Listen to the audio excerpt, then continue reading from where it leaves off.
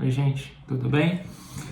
Vim aqui falar do polêmico caso de aborto ocorrido esse último final de semana aqui no Brasil e que mexeu com os ânimos de todo mundo, teve um fervor popular todo peculiar com relação ao caso, reacendeu algumas discussões e abriu algumas feridas que estavam, de certa forma, ignoradas nos últimos tempos. Mas, enfim, acho que eu tenho algumas coisas para acrescentar. Não me coloco aqui como dono da verdade, não me coloco como uma pessoa que quer mudar a opinião de ninguém, tá? Infelizmente, quando a gente vai falar de assuntos polêmicos e tensos que envolvem até ideologias e crenças e paixões, a gente está sujeito a receber críticas, enfim. Mas meu objetivo aqui é pacífico, eu estou em missão de paz e, enfim, as repercussões são muitas vezes as inglórias que a gente tem nesses trabalhos internéticos, instagramicos daqui, né? Enfim, sem mais delongas, essa questão do aborto, do caso específico da criança, ressuscita uma discussão que ela é muito antiga na história da humanidade, muito antiga mesmo, que é uma tentativa de colocar sobre uma mesma balança a liberdade individual e o direito à vida. Muitas vezes eles são aliados um do outro, mas em outras tantas eles são contrastantes, como por exemplo no caso dessa criança.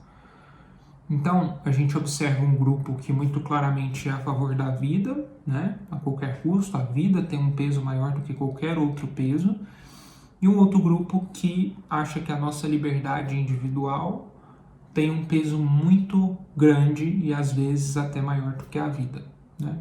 Isso parece crueldade, mas no final das contas não é crueldade, é uma questão até de lógica em algumas situações. Nessa situação peculiar, né, a gente tem um agravante porque a gente está, na verdade, falando de duas vidas, né? A gente está falando de uma vida de uma criança viva, uma criança que gestou outra aos 10 anos.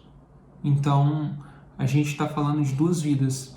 Não tem como a gente saber, pela parte médica específica do caso, se prolongar essa gestação colocaria a vida da mãe em risco. Isso não foi divulgado e qualquer tentativa de discutir em cima disso talvez seja mera falácia, tá? A gente não sabe. Então talvez fosse uma gravidez de extremo risco mesmo, parece que foi atestado por uma equipe médica. E se esse for o ponto, acho que fica muito claro. Uma vida incipiente não é maior que uma vida já existente. Então, nesse caso, o procedimento seria justificável até pelo ponto de vista médico, tá? Mas não é só médico, não é uma questão só médica e não é uma questão somente legal. Se fosse, seria muito mais básico, né? Sobre os trâmites legais, inclusive, foi tudo muito dentro dos conformes, certo? Foi tudo corrido dentro dos ritos judiciais.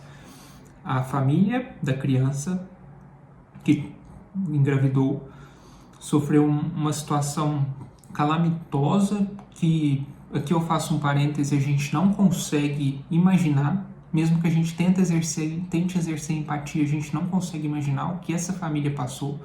Uma situação de abuso interno durante 4 anos, ameaças, uma impossibilidade de denúncia, imagina, né? E culminando com uma gravidez fruto de estupro, né? Uma situação trágica, assim, gravíssima, né? Esse é o parênteses, a gente não consegue imaginar. Mas a família decidiu que, no seu direito, reivindicaria um aborto, certo? Porque a família entendeu que não teria condições de prosseguir com essa situação, que não é uma situação simplesmente de uma gestação, e nem é uma situação simplesmente uma gestação de uma criança. É a situação de uma gestação de uma criança fruto de estupro. E essa família recorreu judicialmente para que pudesse ter o direito de retirar a criança. Por conta de morosidade da justiça, talvez, enfim, essa criança foi retirada de uma maneira mais tardia do que a gente gostaria, mas foi autorizada por lei, estava prevista por lei. Então, legalmente não tem ressalvas, certo?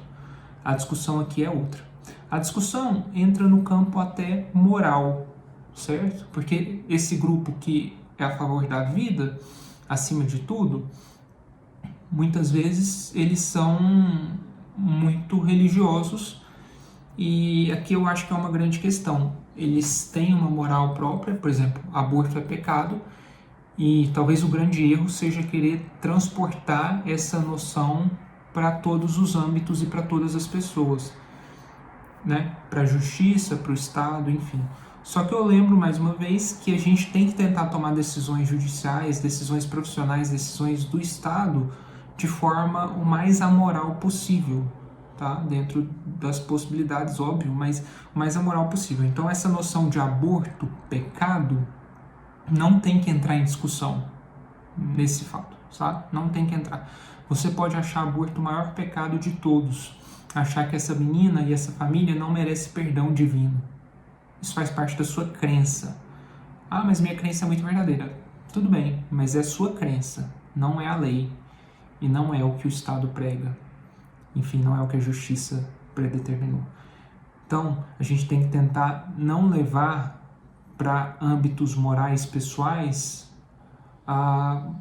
levar esses campos morais pessoais para uma sociedade inteira, para uma macroscopia social, tá? Acho que esse é um grande erro. E depois a gente tem que tentar fazer um exercício de que esse caso representa explicitamente a falha da sociedade brasileira em muitos aspectos, né? Primeiro que uma situação de estupro acontecendo há tanto tempo, sem ter recursos de denúncia, né? Numa criança, uma situação com o próprio familiar, isso mostra pra gente o tanto que a nossa justiça é falha, porque a gente sabe que estupradores têm penas muito leves aqui no Brasil. A gente sabe que mulheres que denunciam estupro têm, de certa forma, são colocadas em xeque muitas vezes, né? Elas não têm a proteção que deveriam ter e não têm a credibilidade que deveria ser dada a elas em muitos casos. A gente sabe que o sistema educacional brasileiro não nos permite educar nossas crianças para ficarem atentas para essas questões de abuso. Às vezes elas são abusadas e nem têm a noção de que estão sendo abusadas, tá? A gente sabe que essa criança, esse caso está sendo muito discutido porque caiu na mídia, mas casos como esse acontecem todos os dias no Brasil, em milhares de quantidades. E a gente sabe muito bem que essas crianças, que geram outras crianças, não têm suporte psicológico garantido pelo Estado, não têm, inclusive, atenção mínima de financeira, a atenção mínima social por parte do Estado e nem de ações filantrópicas. Porque as ações filantrópicas, elas existem, tem que existir, beleza, mas elas não atingem todas as crianças envolvidas. A gente sabe que essa criança nasce fruto de outra criança e se ela é colocada para adoção, muitas vezes essas mesmas pessoas que estão lá apontando o dedo da pecadora, chamando ela de assassina, são as pessoas que vão rejeitar que essa criança seja adotada por um casal homoafetivo. Ou vão rejeitar auxílios devidos para que essa criança tenha um mínimo de condição de existência. A gente sabe que se essa criança for criada por essa família toda traumatizada, ela vai ter muito poucas condições de vida. E a família inteira, muitas vezes, vai ser comprometida nessa questão tão grave. E a gente sabe que se essa criança, por exemplo, for colocada para adoção, se ela for negra, se ela for pobre, ou se ela ficar para adoção e passar dos 3 anos, a chance dela ser adotada diminui drasticamente. Então, esse caso bota o dedo na ferida. Esse caso expõe que o Brasil está uma porcaria em todos os aspectos sociais. E é isso que eu quero que a gente pare um pouco para pensar. Vamos tentar usar o bom senso? Existe o grupo pró-vida e existe o grupo pró-liberdade individual. Esses dois grupos podem coexistir, tá? Por mais que as ideias sejam conflitantes. A gente tem que tomar cuidado para não cair numa guerra de narrativas, esse famoso termo. Mas uma guerra de narrativas vai tentar te colocar que o grupo que está a favor do aborto comemorou o fato da criança ter morrido ou o fato do aborto ter ocorrido. vai tentar te mostrar que as pessoas que são a favor do aborto são a favor da pedofilia também. Isso tudo é mentira, é guerra de narrativa para que os grupos briguem entre si e que a verdade fique oculta no meio termo, tá? Então, vamos tentar sempre usar o bom senso. Sobre outras questões, eu acho que não há nem discussão. Sobre a ativista que, enfim, denunciou, eu espero de verdade que a justiça se cumpra com relação a essa mulher. E se você acha que ela fez isso pensando na vida da criança, me desculpe, mas você está sendo muito ingênuo. Tá? Essa mulher só age em benefícios próprios, é uma oportunista, já mostrou isso em diversas ocasiões, e mais uma vez agiu errado, porque contrariou os princípios da privacidade, do sigilo jurídico, e incitou o ódio, levando ainda mais desgraça para uma família que já está desgraçada. Beleza? Abraços.